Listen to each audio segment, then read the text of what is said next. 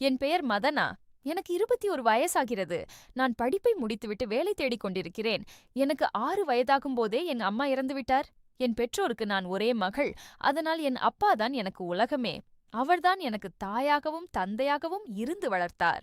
எனக்காகவே அவர் மறுமணம் செய்து கொள்ளவில்லை. அம்மா இறந்த பிறகு எங்கள் வீட்டுக்கு உறவினர்கள் யாரும் வருவதில்லை. நான் வளர்ந்து புரிந்து கொள்ளத் தொடங்கியபோது அப்பா எனக்காகச் செய்த தியாகத்தை நினைத்து நெஞ்சு கனக்கும். அவர் என்னை மிகவும் கவனமாக வளர்த்தார். அம்மா இல்லாத வலியை எனக்கு உணரவே விடாமல் பார்த்து கொண்டார். எங்க அப்பா பெயர் மேகநாதன். வயது 45 பேருக்கு ஏற்றாற்போல் இருப்பார். ஒரு தனியார் நிறுவனத்தில் வேலை பார்க்கிறார். சொந்த வீடு, ஒழுங்காக வேலைக்குச் செல்வார். சரி, இந்த கதைக்குள் போகும் முன் சேனலுக்கு சப்ஸ்கிரைப் பண்ணுங்கள். வாங்க கதைக்கு போவோம். நான் ஒரே மகள் என்பதால் அப்பா நான் கேட்டதெல்லாம் வாங்கிக் கொடுப்பார். நான் பலவிதமாக உடை அணிந்து கொள்வேன். அண்டை வீட்டார் எப்போதும் என்னை வேலைக்குப் போ என்று சொல்வார்கள். நான் வீட்டுக்கு வந்து கதறி அழுவேன். அப்பா என்னை சமாதானப்படுத்தி, பசங்கன்னா அப்படித்தான் கும்மா, கவலைப்படாதே என்பார். மிகவும் அமைதியாகவும் பக்குவமாகவும் இருப்பார். பொறுப்பானவர். ஆனால் அவர் முகத்தில் ஏதோ ஒரு கவலை எப்போதும் தெரியும். அப்போது எனக்கு புரியவில்லை. என் பள்ளிப்படிப்பு முடியும் வரை அவரே என் துணிகளைத் துவைத்தார், தலைவாரினார், நன்றாகச் சமைத்தார். உடம்பு சரியில்லை என்றால் உடனே மருந்து பார்த்து நோய் தீரும் வரை கவனித்துக் கொண்டார். கல்லூரிக்கு போன பிறகுதான் நானே என் வேலைகளைச் செய்யத் தொடங்கினேன். இப்போது சமைக்கவும் கற்றுக்கொண்டேன். அப்பா வேலைக்கு போனதும் வீட்டு வேலைகளை முடித்துவிட்டு நாவல் படிப்பதிலேயே நேரத்தை கழித்தேன்.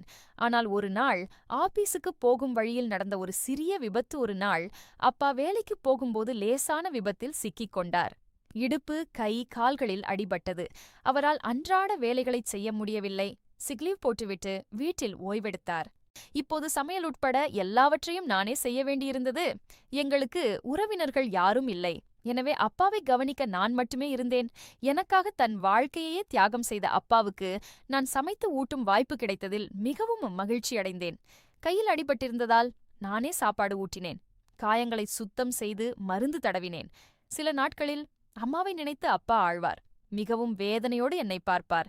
ஒரு நாள் பகல் 10 மணிக்கு அப்பா டிபன் சாப்பிட்டு நன்றாக தூங்கிக் கொண்டிருந்தார். மருந்து போட எழுப்பி பார்த்தேன். அவர் விழிக்கவில்லை. சரி என்று மருந்து கொடுத்துவிட்டு நானும் தூங்கச் சென்றேன். அடுத்த நாள் காலையில் அப்பா ஆபீஸுக்கு கிளம்பினார். நான் சொன்னேன், அப்பா நாளைக்கு போகலாமே, இன்னைக்கு ஓய்வெடுங்க. இல்லாமா, ஆபீஸ் போகலனா எப்படி சாப்பிடுறது, எல்லாம் சரியாகும் என்றார். அப்பா நீங்க இன்னொரு கல்யாணம் பண்ணிக்கோங்க என்றேன். வேண்டாமா, உன்னை கஷ்டப்படுத்திட்டு நான் கல்யாணம் பண்ணிக்க மாட்டேன் என்றார். எனக்கு கஷ்டமே இல்லப்பா என்றேன். உனக்கு ஒன்னும் தெரியாது, சித்தி வந்தா உன்னை ரொம்ப கஷ்டப்படுத்துவாள் என்றார். அப்பா நீங்க படுற கஷ்டத்தை என்னால் பார்க்க முடியல. நாம இருவருமாக ஒரு வேலை செய்யலாமா என்றேன். நீ சொல்றது சரிதான், ஆனா நான் கல்யாணம் பண்ணிக்க மாட்டேன். நாம வேலை செய்யலாம் என்றார். சரி, நீங்க கொஞ்சம் ஓய்வெடுங்க என்றேன். அவர் ஆபீஸுக்கு போனார். நானும் சமைக்கப் போனேன். அப்போது யாரோ குரல் கொடுத்தார்கள். அப்பாவின் நண்பர், பக்கத்து வீட்டுக்காரர். அப்பா எங்க என்றார். ஆபீஸுக்கு போயிட்டார் என்றேன். அவருக்கு அடிபட்டுச்சாமே. ஆமா, அப்பாவுக்கு மறுமணம் பண்ணிக்கச் சொல்றேன், கேக்கிறதில்ல என்றேன். இங்கே கேளு, நீ முதலில் கல்யாணம் பண்ணிக்கோ, அப்புறம் உங்க அப்பா பாத்துக்குவார் என்றார். இல்ல, நான் கல்யாணம் பண்ணினா அப்பாவை விட்டு பிரிய வேண்டும் என்றேன். அப்பாவோட நீயே வேலை செய்யலாமே, வீட்டோட மாப்பிள்ளை பாரு என்றார். அப்பாதான் அதைச் சொன்னார் என்றேன். புரிந்து கொண்டேன். அம்மா இறந்து 20 வருடங்களாக அப்பா ஒருபோதும் மறுமணம் செய்து கொள்ளவில்லை. அதனால்தான் அவர் எப்போதும் மனக்கவலையில் இருந்தார். அன்றிரவு அப்பா வீட்டுக்கு திரும்பியபோது அவர் முகத்தில் வழக்கத்தை விட அதிகமான சோகம் இருந்தது. நான் ஒரு முடிவெடுத்தேன், எப்படியாவது பேசியே அவரை மாற்ற வேண்டுமென்று. ஆனால் அந்த உரையாடலே ஒரு புதிய புரிதலுக்கு வழிவகுத்தது. எல்லாவற்றையும் மாற்றியது. அப்பொழுதுதான் நான் எப்போதும் திறக்கத் தயங்கிய கதவு மெதுவாகத் திறக்கத் தொடங்கியது. அன்று மாலை அப்பா வீட்டுக்கு வந்தார். அவர் முகம் மிகவும் சோகமாக இருந்தது. என்னப்பா, உங்களை ரொம்ப களைச்சிருக்கு என்றேன். ஒண்ணுமில்லைம்மா, வேலை ரொம்ப அதிகம் என்றார். ஆனால் எனக்குத் தெரியும், அது வேலை களைப்பு இல்லை, அது 20 வருடங்களாகச் சுமக்கும் மனக்களைப்பு. அப்பா அம்மா இறந்தது முதல் நீங்க யாரையும் கல்யாணம் பண்ணிக்கல, அதான் நீங்க ரொம்ப சோகமா இருக்கீங்க என்றேன். அதெல்லாம் ஒண்ணுமில்ல, கொஞ்சம் தலைவலி, காப்பி போட்டு கொண்டு வா என்றார். நான் காப்பி கொடுத்தேன். கொஞ்ச நேரத்துல ரொம்ப தூக்கம் வருது என்று படுத்து தூங்கிவிட்டார். அவர் முன்பு கேட்ட கேள்விக்கு பதிலே சொல்லவில்லை. நான் யோசித்தேன், எப்படி அப்பாவை மறுமணத்துக்குச் சம்மதிக்க வைப்பது? சரி, நாளைக்கு பேசிக்கலாம் என்று நானும் தூங்கச் சென்றேன்.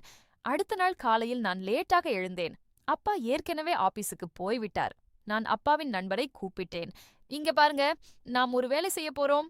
அப்பா வீட்டுக்கு வரும்போது நான் ஒரு டோட்ட வேலை செய்வேன். அதை பார்த்து அவர் மனம் மாறுவார்.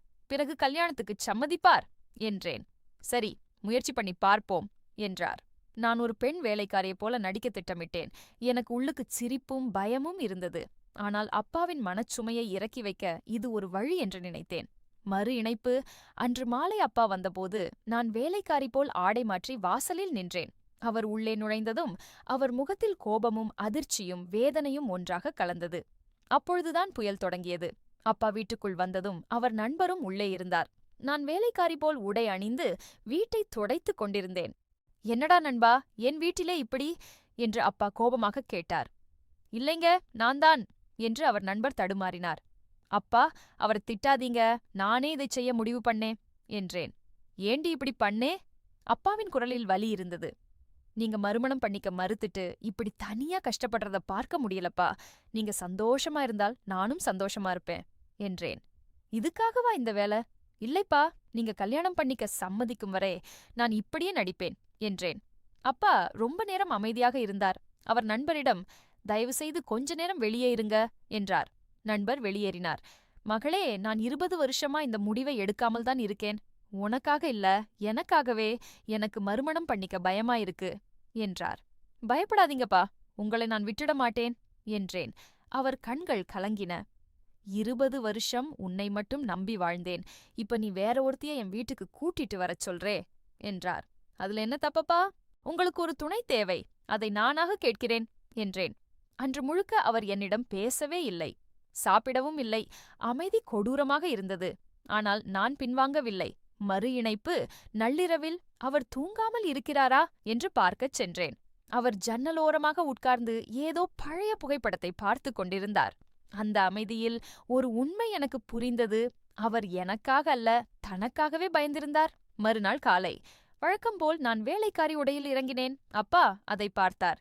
இந்த முறை கோபமில்லை, ஒரு பெருமூச்சு. மதனா, உட்கார், பேசலாம் என்றார். நான் அமர்ந்தேன். உனக்கு ஒரு விஷயம் தெரியாது. அம்மா போனப்ப நான் ரொம்ப நாள் தனியா இருக்க பழகிட்டேன். இப்ப யாராவது வந்தா அந்த பழக்கத்தை உடைக்க முடியுமான்னு பயமா இருக்கு என்றார். அப்பா, மாற்றம் பயந்தானே இருக்கும். ஆனால் அது சாத்தியமில்லாதது இல்லை. நான் பக்கத்தில் இருப்பேன் என்றேன். நான் இன்னொரு கல்யாணம் பண்ணிக்கிட்டா உன் கூட எனக்கு இருக்கிற பந்தம் மாறிடுமோ? ஒரு நாளும் மாட்டாதுப்பா.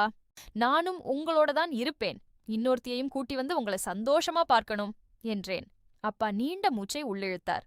20 வருஷம் நான் ஒரு முடிவை பிடிச்சுக்கிட்டே இருந்தேன். ஆனா இப்ப எனக்கு புரியுது, அந்த முடிவே என்ன சோகமா வச்சிருச்சு என்றார். சோகத்தை விடுங்கப்பா, புது வாழ்க்கைக்கு ஒரு வாய்ப்பு கொடுங்க என்றேன். அவர் என் கையை பிடித்தார். சரி, நீ சொல்றபடியே செய்யலாம். ஆனால் ஒரு நிபந்தனை. நீ முதலில் உன் வாழ்க்கையை அமைத்துக்கொள். எனக்காக நீ உன் திருமணத்தை தள்ளிப் போடாதே என்றார். அதுக்கு என்னப்பா, நீங்க சந்தோஷமா இருந்தால் போதும் என்றேன். இல்லை, உனக்கு நல்ல வாழ்க்கை வேண்டும். அதற்காக நானும் இப்போது முயற்சி செய்கிறேன். நீ யாரையாவது விரும்பினால் சொல்லு, நான் ஏற்பாடு செய்கிறேன் என்றார். நான் சிரித்தேன். முதல்ல உங்க கல்யாணத்தை முடியுங்கப்பா, அப்புறம் என் கதையை பார்க்கலாம் என்றேன். அந்த நாள் மாலை நான் வேலைக்காரி வேஷத்தை கலைத்தேன். அப்பா தனது நண்பரை வரச் சொல்லி பெண் தேடும் வேலையை தொடங்கலாம் என்றார். என் மனம் சந்தோஷமானது. 20 வருட சோகத்துக்குப் பிறகு என் அப்பா மறுபடியும் வாழ்க்கையை எதிர்கொள்ளத் தயாரானார். மறு இணைப்பு இறுதி. சில வாரங்களில் ஒரு பெண் எங்கள் வீட்டுக்கு வந்தார். அமைதியாக, பண்பாக, புன்னகையுடன். அப்பா அவரை சந்தித்தபோது அவர் முகத்தில் ஒரு புதிய ஒளி இருந்தது. நான் அந்த காட்சியை பார்த்து நின்றேன். புரிந்து கொண்டேன். சில தியாகங்களை கூட விடுவிக்க வேண்டியதுதான். அதுதான் உண்மையான அன்பு.